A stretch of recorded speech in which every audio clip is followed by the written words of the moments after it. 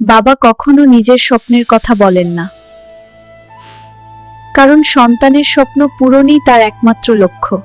নিজে না খেয়ে থেকেও সন্তানের পাতে খাবার তুলে দেন। এই নিঃস্বার্থ ভালোবাসার নামই বাবা। বাবার ঘামে ভেজা শার্টে লুকিয়ে থাকে একটা পরিবারের হাজারো স্বপ্নের গল্প। তিনি কাঁদেন না, কিন্তু প্রতিদিন ভেতরে ভেতরে ভাঙেন। তবুও হাসি মুখে বলেন, সব ঠিক হয়ে যাবে।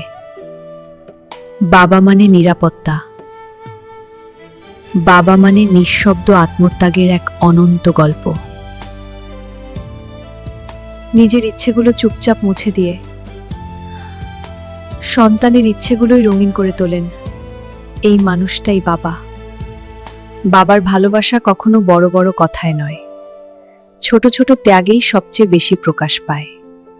যে মানুষটা সব কষ্ট চেপে রেখে তোমার হাসির জন্য বাঁচে, সেই মানুষটাই তোমার বাবা।